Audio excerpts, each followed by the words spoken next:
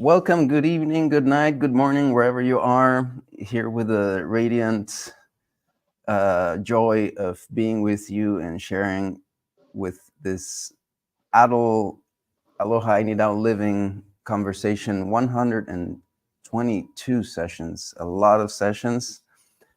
This is Sacred Blue Heron Woman here present with you, and she's going to continue down the rabbit hole of into the mysticum of the Holy Mother.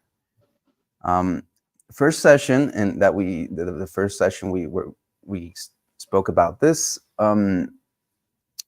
She kind of touched the what she called the crust of this over the Holy Mother. There's like a crust of Crud. just of junk.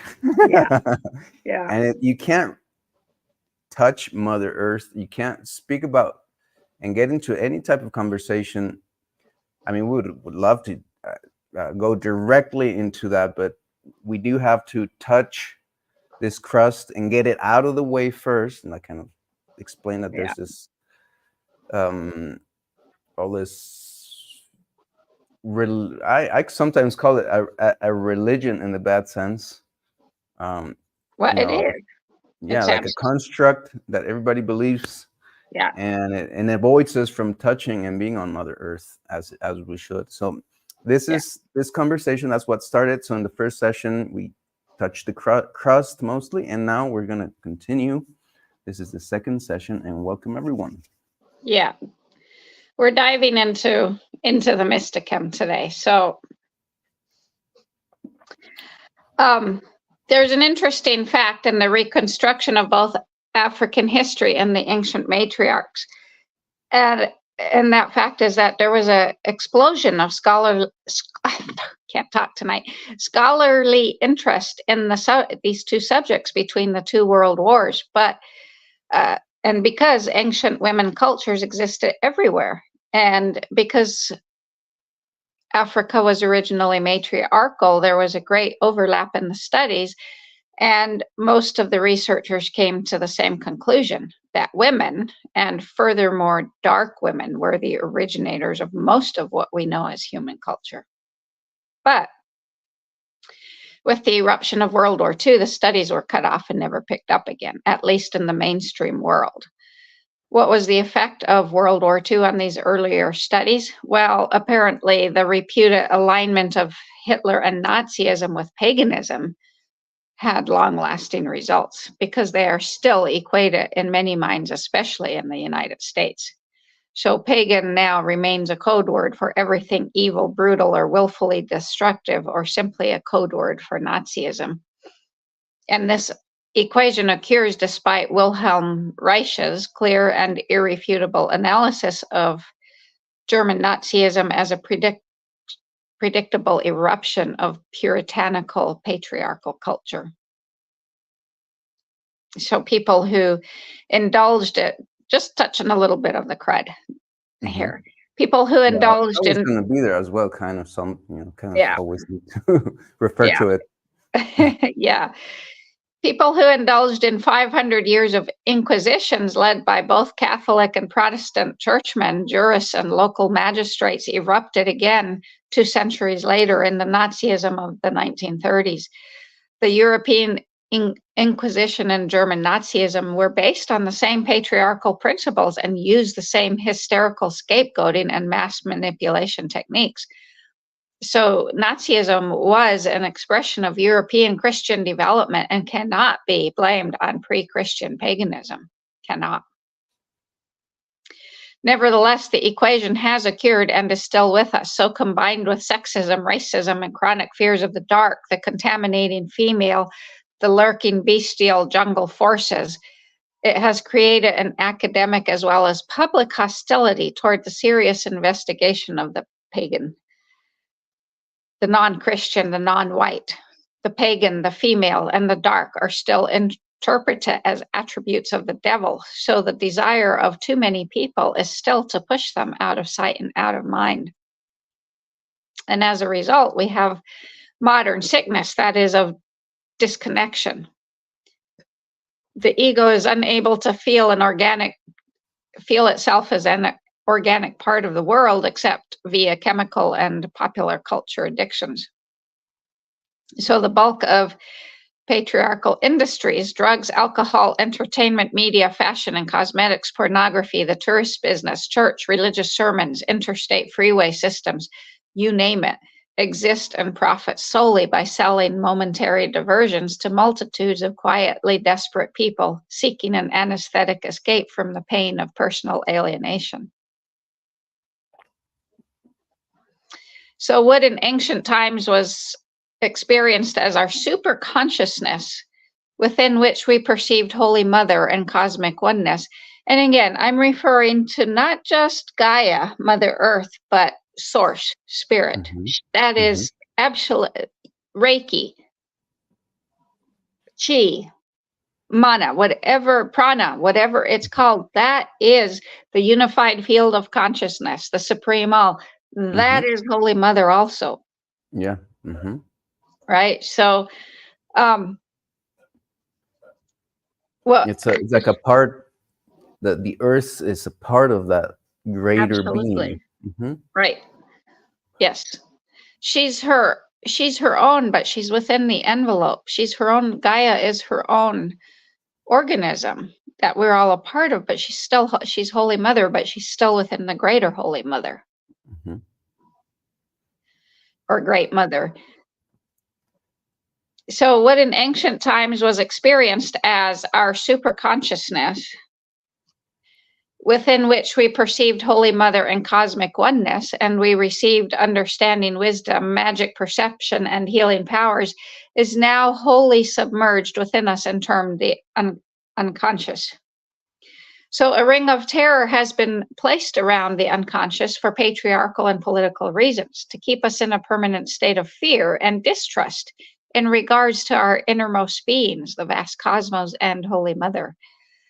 So students of mythology have found that when the feminine or Holy Mother is subject to sustained attack, she often quietly submerges. And underwater, she swims through the subconscious of the dominant male society, bobbing to the surface to offer a glimpse of the rejected harmony, or going so far as to show up in apparition to Don Juan Diego, right, and many others. So the holistic, here we go, we're diving in. The holistic point of ancient women's religions was that mother is not one's personal maternal parent solely, but the entire community of women, the entire living earth, and beyond that, the surrounding and ongoing cosmic process. One could not be alienated then, because one was always within this process, as it is always within ourselves, and that's what aloha is. Right? So truly, our very sanity and our human condition is at stake now with the continuing patriarchy and the denial of the cosmic self, the goddess, Holy Mother within us all and us within her. So the Great Mother was the projection of the self-experience of groups of highly aware and productive women who were the founders of much of human culture. So in this sense, Holy Mother is not a mental archetype. She is a historical fact. Robert Graves, a Welsh poet, an essayist and historical novelist, showed in his 2-volume book, The Greek Myths, how the major theme of Greek myths was the gradual reduction of women from sacred beings to slaves. The dramatic core of Greek myth and drama is the actual transition circa 1300 BC from matriarchy to patriarchy. He also traces the origins of the European great goddess, her connection with world mythologies, world alphabets, and her obliteration by the Holy Roman Empire, who still controls the world today, and all Christian religions. Probably the greatest student of ancient mythology is ancient female of ancient female political history was Robert Briffault. He spent 10 years of concentrated years of his life researching and writing his work called The Mothers. and it's probably the most thorough collection of evidence for the early existence of matrifocal cultures and great goddess religions throughout the world. So between these two men, both of us show us that Great Mother is not a apolitical archetype that exists in our minds only. She is a historical reality. Because Great Mother is a historical reality, her suppression can also be seen through history then as political suppression of an earlier female-oriented world order by a later male-dominated one. Throughout Europe, especially Eastern Europe, also in Spain, France, and Italy, we find Black Madonnas. And they are not psychological symbols of the dark side of the Mother of Jesus. They are solid, iconic remains of the ancient time when the religion of the Black Goddess ruled Africa, and from there, much of the world. So when we say that women created most of early human culture, we're really not trying to be radical, because the evidence is there. And we don't need to project our imaginations far back to confirm all the inventions, because all the inventions of the early women and men in equality are still around us today, and they constitute our world. But they've been stolen and mechanized by several thousand years of patriarchal exploitation, and they've been turned into grossly alienated and profiteering mass market industries. We don't have to use our imaginations to remember that all the inventions were once warm, personal, and lovingly tended arts and crafts, originated and sustained by early communities of women and men both. Evelyn Reed, an anthropologist, has written extensively about this, and she describes how human culture developed out of women's labor groups, interrelations, and crafts. She says it was the female of the species who had the care and responsibility of feeding and protecting the young. And as Marx and Engels have demonstrated, all societies past and present were founded on labor. So it was not simply the capacity of woman to give birth that played the decisive role in matriarchal religions, matrifocal cultures. What was decisive for the human species was the fact that maternity led to labor. Obviously, right? It was the fusion of maternity and labor that the first human social system was founded on.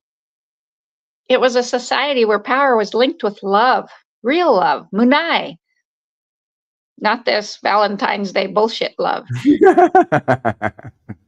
Yeah. Okay. Oh yeah. And I've been thinking about the same thing. That's why I laugh so much. Yeah. Among the earliest Stone Age people that are still found living today, such as the Kalahari Bushmen and the Bambuti Pygmies of Africa, the same linkage occurs. Female authority is valued in both sexes. Let me say that again. Both sexes are mothers to the young. Both sexes are mothers. Okay, yeah. Evidence actually shows that the further back we go in human history, the gentler our species was. This was because the early matrifocal groups were concentrated on maintaining life rather than exploiting life. The original beehive-shaped or domed ovens found all over the world could be used only by women, as it was seen symbolically as the belly of the great goddess. So women everywhere were the first potters. In the book, The World of the Maya, the author writes that pottery was women. All we see of most of the remains of Maya ceramic art was done by women. It is a fact that should be stressed, because in almost every place where pottery was made, it was woman-made and its design was woman-inspired. So perhaps then art is a woman. Did women also develop the spoken language? We know that men tended to spend long, silent, and often solitary days away on the hunt, and it takes silence to track animals. So meanwhile, the women work collectively near camp, surrounded by children talking and singing. So language must have developed in the first intimate relations between mother and child, and then between women working together And then when the men came home, between women and men talking about the hunt and the movement of animals, because women knew about that also. So it makes sense that we women who gave birth to human life, I'm about to say something extremely radical here. It makes sense that we women who gave birth to human life through our sexual vaginal mouths would also give birth to human language through our social or facial mouths. And incidentally, the mouth of both male and female has the exact same tissue as the vagina does. Wow. That's why I said I'm about to say something really radical. Birthplaces. True. More than one birthplace, now we know. Yeah, absolutely. Yeah, I think that's very important to be aware, especially for men. This is my vagina. Okay. What do I give birth to? The constant pattern of women's existence has been the need and the talent to link mental activity with physical activity with emotional activity, all encircled within the aura of spiritual activity. Would this not be crafting? What we talked about in crafting? Yes, it would be. We just didn't break it down like that. The first symbols did not arise from the mind alone, but from the holistic experience of mind, body, sex, heart, soul, and world, all moving together, all one. So the language of primitive peoples, though not written, are as complex as the languages of literate peoples. So pre-literate people's brains were in no way inferior to our, quote, civilized brain. In fact, their memories and powers of concentration are much stronger. There is no African bushman or Australian Aboriginal child who could ever be dismissed as having only a 10-minute attention span, as teachers characterize our children today. And I would venture to say that that's because children are not meant to be sitting in classrooms for 8 hours a day. And no one is. And watching and listening to the most boring world that you can ever think of. Imagine. Exactly. Yeah. So primal people do, however, see the world in a different way, because to them, the practical and sacred are not separated by the knife of logic. The individual soul is not severed from the world womb of the mother, and this is where it all began. Our primordial and practical, material, magical perception of oneness between ourselves and the universe is the innate female state in both sexes. Imagination, the mother of human memory and creative mental powers, has been assigned to female realms, to biology and childhood. And we're supposed to grow out of this in the modern patriarchal world in order to become men. So remember I told you I deduced that there must be, Dr. Violdo and others have said our primary wounding comes around the age of 7.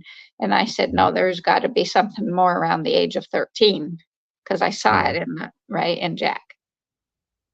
It's this, the imagination, the mother. And and then maybe there's even more wounds. At different stages. To become men, but this is the most important, because this is where you got to leave the tales of Santa Claus and Tooth Fairy and all that. Right. To become a man, right? And even for women to be, right, it's still that. So Jehovah, Socrates, modern hardware, and the gross national product bid men to leave these picture-forming but infantile habits of the soul and turn to abstract thought. So in the place of our ancient female mode of being, the academic psychotherapists, the god logicians, and new car salesmen offer us their own product called the agony of alienation, being cast out of the garden, which is otherwise known as the everyday civilized life, in which you buy something to fix the alienation, and then you have to go get a storage locker to store everything you've bought to fix the alienation. So this is the message we receive constantly today. Man, has struggled for centuries to free his divine spirit from the paralyzing fetters of the material cosmos. As men, we're supposed to be given new bodies and new worlds by the Father Logos. And oh, yeah, the batteries are included. I had to add that because, you know, when you buy kids' toys, it always says batteries not included. Mm-hmm. So, but yeah, our new bodies, when we're when we're when we are raptured, batteries are included. Per patriarchal religion. All this, so as men, we're supposed to be given new bodies and new worlds by Father Logos, while Mother Nature remains at work as a servant of this enterprise, her energies and resources used to realize his thought forms and achieve his goals. So the earth, the body, the soul, and the imagination will be allowed to survive only as handmaidens of the great male mind up in the sky. And we only have to look around us to see his vision for us. Robots, computer hearts, satellite missiles, ground zero, cruising nuclear penises targeting cities and barbed wire bondage. Our flesh has never been quite good enough for him, so his babies are all metalloid. He has so abstracted himself from the female imagination and the cosmic material fetters of Mother Nature. That is, he is just about to blast himself entirely out of the picture and everything with him. The ultimate feeling of this master for his servant, the female nature, is not love, but necrophilic contempt. So on the ground level of being, the average adult member of a matrifocal hunter-gatherer culture worked only 15 hours a week to fill their sustenance needs. Now, Otto Scharmer, a German guy, has said that if we all had kept our wants and needs at 1950s level, we'd only all be working 15 hours a week also. In fact, he's put it down to 10. So the rest of the time was spent in leisure activity, arts and crafts, making love, great sex, running, swimming, laughing, eating, goofing around. But yet in our so advanced modern culture, so advanced that we work 45 hours a week and don't have great sex.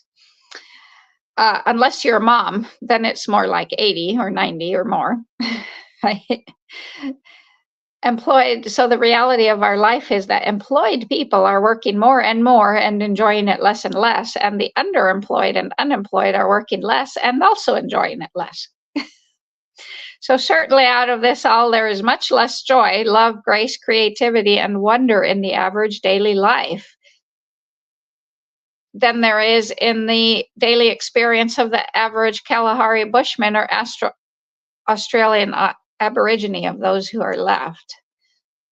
And we consider them primitive and not as advanced as us. And we don't have to prove this statement because we all know somewhere deep in our beings that it is really so.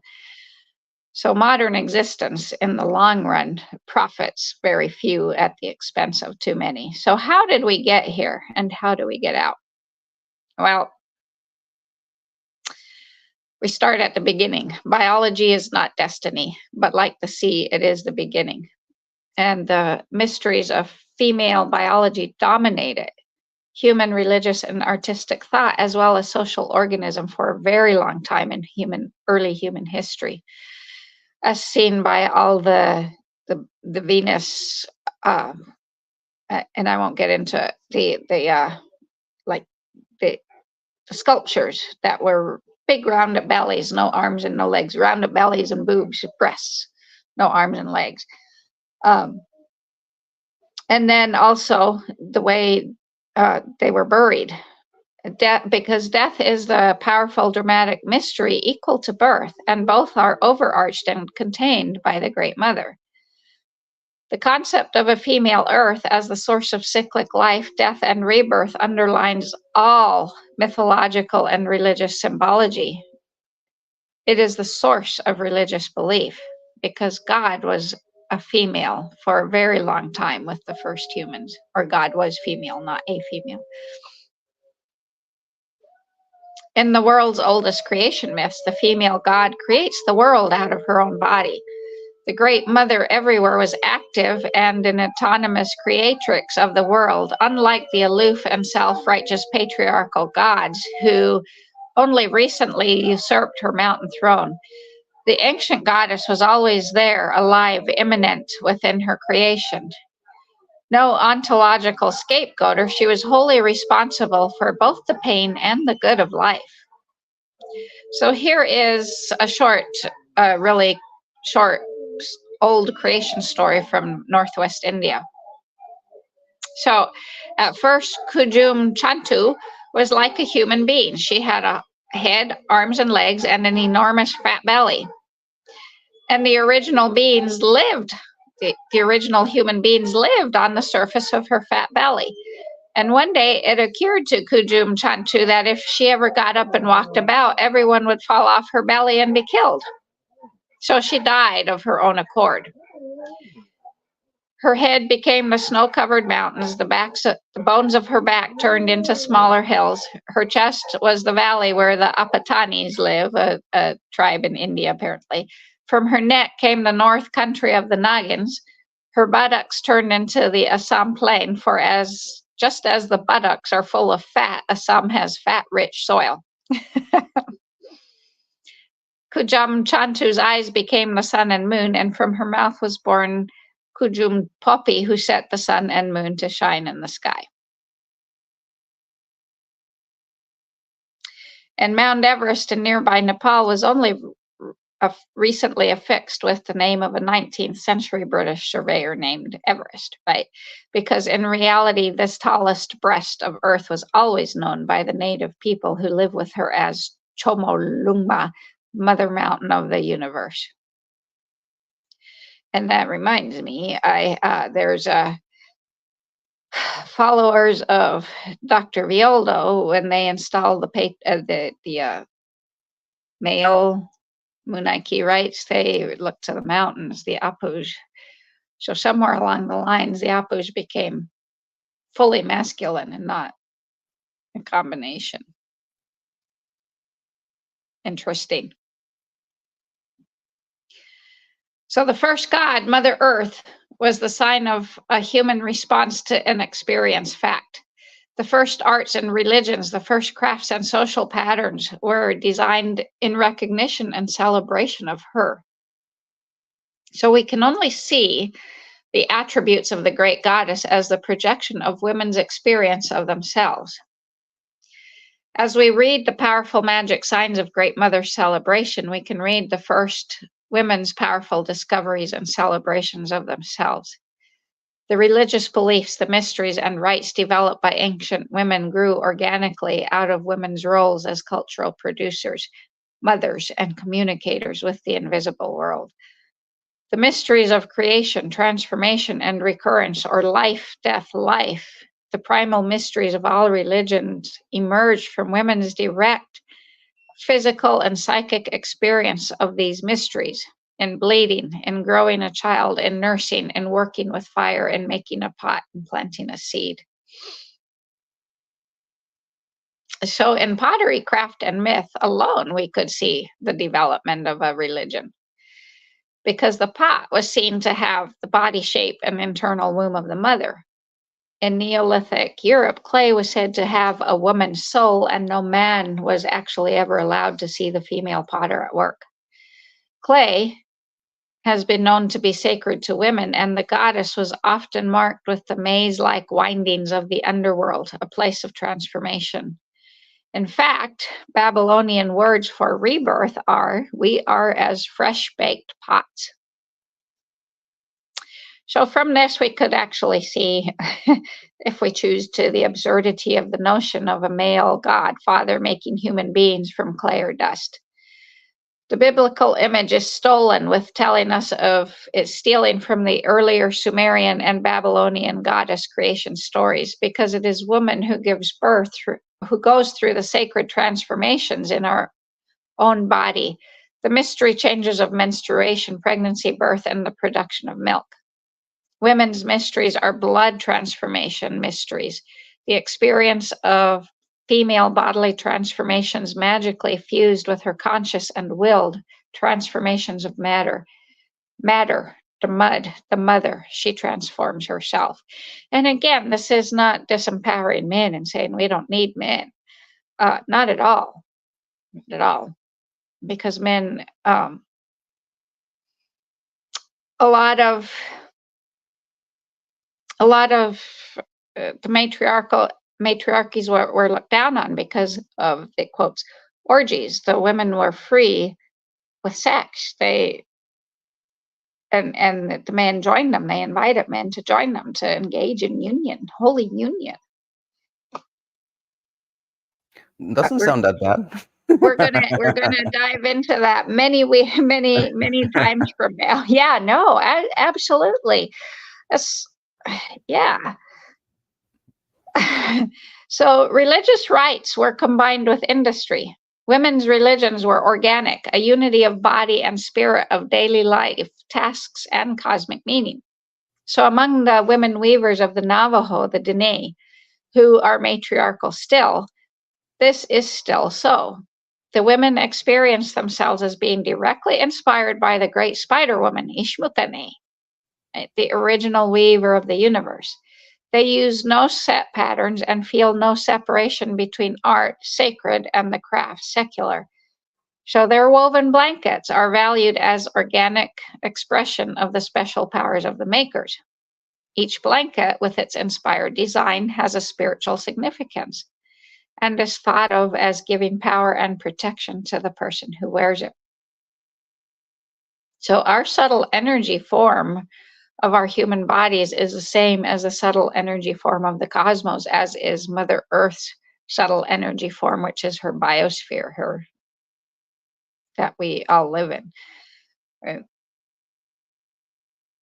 The cosmos and everything is vast and totally alive, even though our bodies are such a small mirror of it. So the cosmos that we know is a construction of the energy currents of our own bodily systems. Cosmic mind and human mind are not different or separate, nor are cosmic body and human body. The sacred is the emotional force which connects our parts to the whole, and we all are, as our own human beings, are a part of the whole. True religion is the original umbilical cord that binds our individual selves to our larger universal source, Holy Mother. So the Latin root word for religion is religare, which means a bond, and yoga means the same thing. So the source in women's religion is the Great Mother, who is the great cosmic weaver, the divine potter, the carrier of the heavenly water jar, and we participate in her substance, her nature, her processes, her play, her work. In her are both the lower regions of the tomb, the world of the dead, and the upper regions of the celestial sky, whose stars are her eyes. So groundwater belongs to the belly, the womb of the lower female, and the heavenly rainwater belongs to the great breast region of the upper female. So as the divine water jar, she is mistress to the upper waters, the rain, and to the lower waters, the brooks, the springs, and the rivers flowing from the womb of the earth, the Rio abajo Rio, the river below the river, right? The Egyptian sky and water jar goddess Nut nourishes the earth with her milky rain. So in fact, our word galaxy comes from the Greek word galaxias, meaning milky circle. And the Milky Way describes the thick white stream of stars pouring from her breast. As uterus, she is a vessel that breaks with childbirth, pouring forth water like a wellspring. These are all symbols of a creative life and of ecstatic participation in it. The self-representation of the goddess is a form of divine epiphany, and parts of her body are not understood literally as physical organs, but as numinous centers of whole spheres of life. Her navel is the center of the earth, of us, from which the universe is nourished by our conscious participation, as we are nourished by the whole of it. And ecstasy is the dance of the individual with the all. In fact, ecstasis means standing outside oneself to cancel out our conditioned, domesticated mind. So in matrifocal cultures, all life was experienced as a partaking of a material spiritual wholeness that was her Holy Mother. In this magic unity, ecstasy and responsibility were one. And the reality implicit in the universe and in each one of us is that in the self at the heart of being is her way. It is very ancient and it has no time. So some wise person said, my me is God, nor do I know myself save in her. The first religions originated by women were sexual spiritual religions, the celebration of cosmic ecstasy, and so they knew life as an ecstatic right and as their right to ecstasy. So the universe, Spider-Woman, Ishmukane, exists as sleeping darkness, unknowable, unknown, wholly immersed in deep sleep. Does she dream in sleep or only when she awakes? We don't know. She sleeps, and then in her sleep, a desire appears with passionate creative power. She stirs with desire, dispelling the darkness. She who is subtle and full of desire, imperceptible and everywhere, now and eternal, who contains all created beings, wakes, and the whole world stirs. When she slumbers tranquilly, the universe sinks into sleep. And so she, the imperishable one, who always seems to be perishing but always changing, alternatively waking and sleeping, incessantly revivifies and destroys the whole of creation. She is the dark night. She is the black soil that holds within itself the intense powers of light, the secret and forces of all life. She is the mouth, the vagina, the passionate and wise source from which all comes and to which all returns. So the black-winged night laid a silver egg, the moon, in the womb of darkness and the dark waters, and the divine resided in that egg, and she divided herself into two halves, and out of those two halves she formed heaven and earth. The most holy one created the world like an embryo. As an embryo grows from the navel, so she began to create the world by the navel, and from there it spread and grew and multiplied in all directions. She is both seed and flower, both primordial and final. The first vibrations of the egg of the world, which unfold to the edges of the universe, and we don't know where the edges of the universe are because they're always expanding outward, right?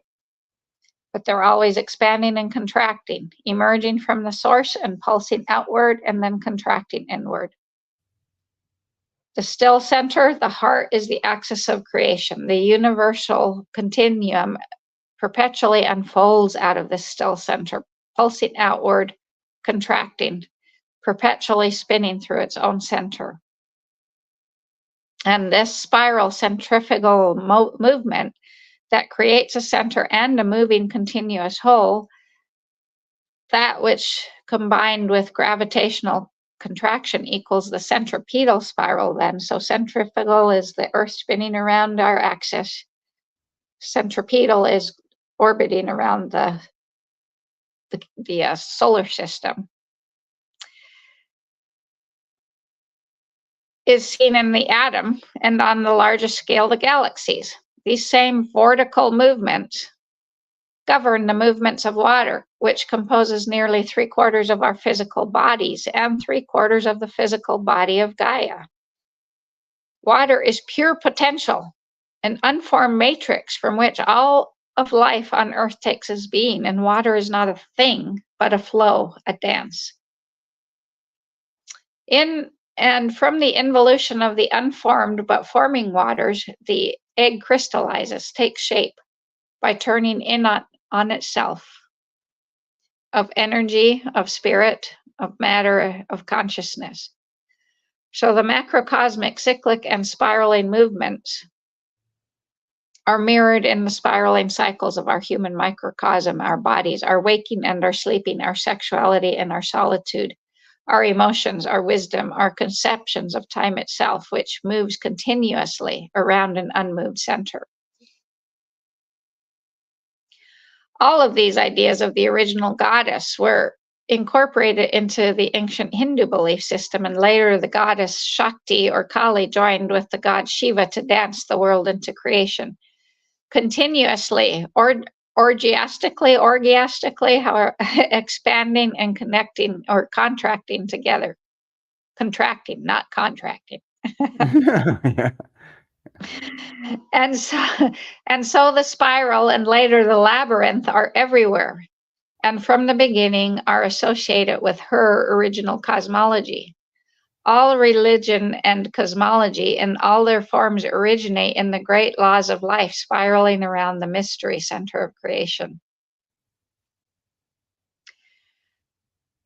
The great mother of all living gave birth parthenogenetically to herself, cloning herself in simple terms, and the entire cosmos. That's what the ovarian cyst is. It's an attempt to parthenogenetically clone itself.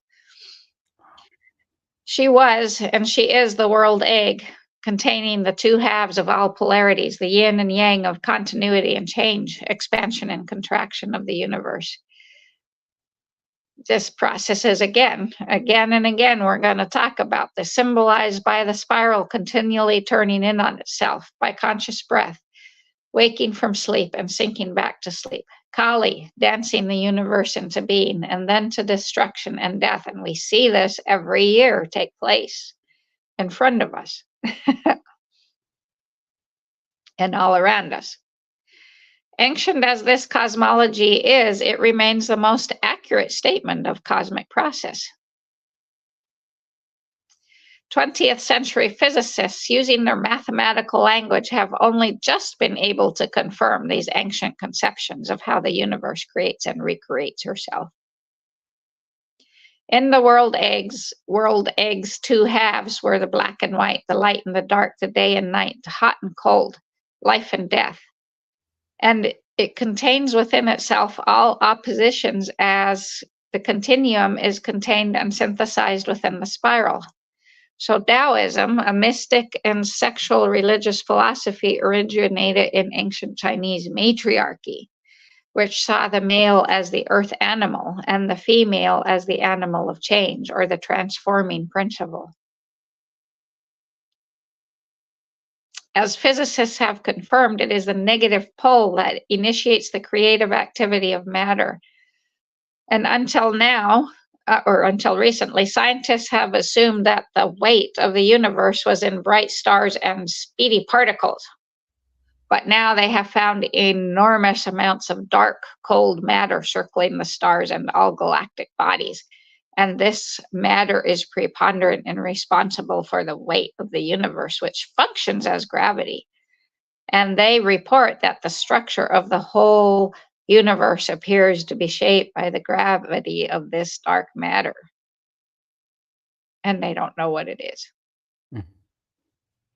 I venture to say it's Holy Mother in a different form. Yeah. So, and that's as deep as I wanted to dive today. That's going really deep and really far and really bright, really enlightening, really beautiful, really poetical, extraordinarily mystical, and just so interesting and engaging and wonderful. I really liked it. I really loved it. And I guess a couple of folks maybe did here. Oh wow, 8 people on Rumble right now, and got a few others from time to time on the other channels, and this is what we share with you every week, so that we can inspire you to open yourself to belonging to the mysticum of Holy Mother, and to and we want to encourage you to find a community, um, find a place for you to be part and be free from a life that is just ignorant of this beauty of this universe. How, how much of this wonderful universe can you explore and experiment while you're the 90% of your time is being taken by a job that is just so empty. It's so, and I know there's exceptions to this, but even then, Right. even if somebody's work can be inspiring in some ways, we're still working for this crust system that We're is working for the war god with his religion of money. exactly, yes. And so that's what we want to get you inspired on, is Yeah. to do something about it. I mean, really, really do something about it. And because that's what we're trying to do, and that's what we're trying to share with you, and we were trying to invite you to that, because once you start doing that, you figure that it's a process that involves uh, getting people together doing it. It's not a isolated out Right. kind of, I'll put my grain of sand in, or well, I'll do a few things. No, we need to go the whole way. We need to, I mean, and as you said it, freedom is all or nothing. So Right. I love that motto. I think we could use that motto. What do you think? Yeah. Absolutely. Freedom is all or nothing. I like that one. Because we have the Freedom Owl dojos, which are these the school of these things that you won't be able to study anywhere else, and you're invited to join In the harmony dojo. with farming in Mother Nature's image, and handcrafting our lives, creating the things of our lives. Right, That's right. and that's something for some people so hard to come to understand, that it's that simple, and yet that far away from the reality they're living, where what we can just craft our life. Yeah. No, wait a minute. All you need is to get a job. Yeah. So everybody will tell you that what my mom will say or whatever. Yeah. I know. Right. That's the just get a damn job already. Yeah, that's it. So, wow. So it has been a real beautiful journey so far. 122 weeks long so far, and next week we dive deeper into Yeah. the It's number 3, Mysticum already. of Holy Mother, number 3. So this set of conversations is not over, and the conversation is not over, and the Aini living is just getting started. So Yeah. um, you're welcome to join us anytime, and please leave your love as we leave our love to you. Anything else you want to add? Anything else? No, just that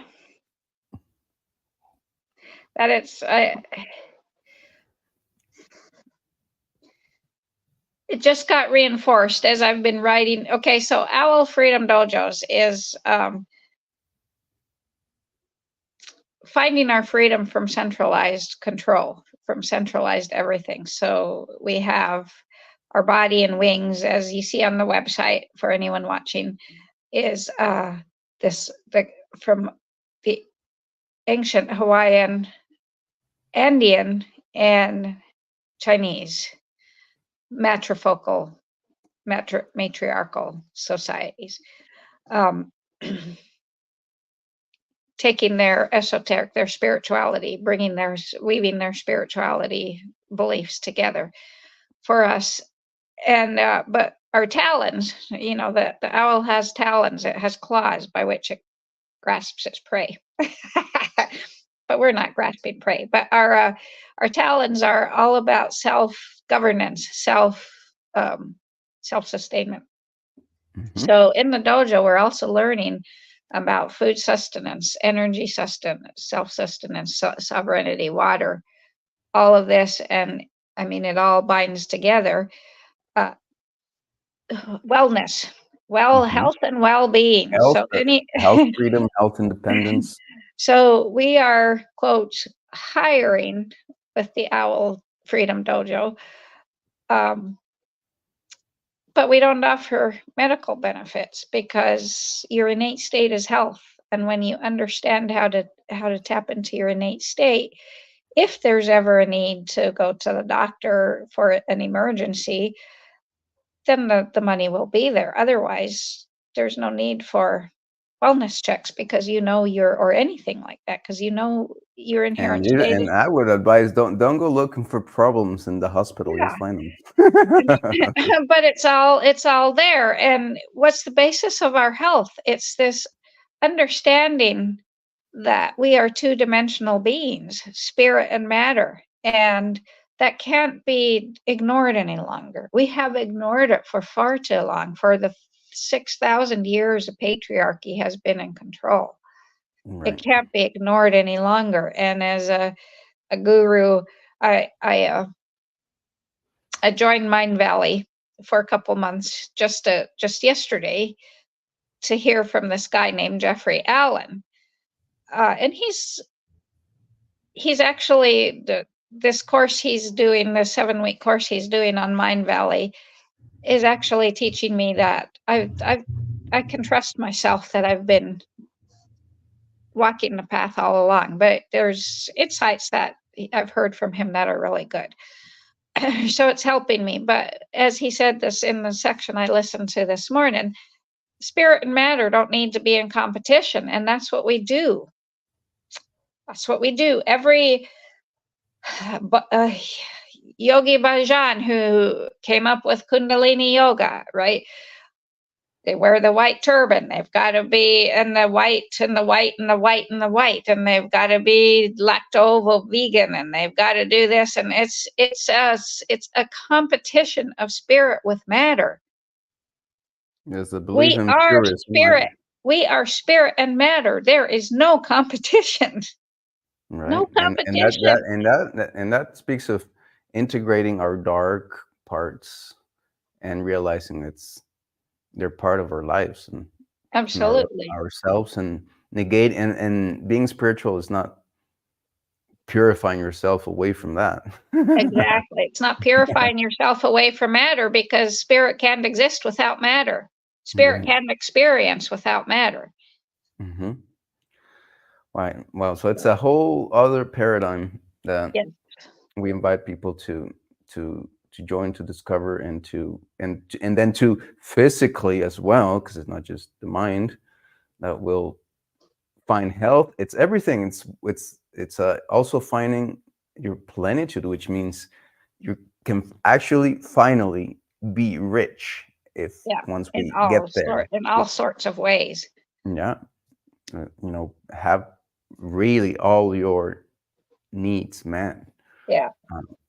Which doesn't happen in the system. So I left a comment here, aloha.living.com, for the website if anybody wants to check it out. And with that, I guess we'll end the session. Yep, and we'll dive deeper into Holy Mother next week. Okay, next week, 7 o'clock. It doesn't change. We wait for you here with all our love. So have a great evening, morning, or midday, wherever you are. See you soon. Yeah.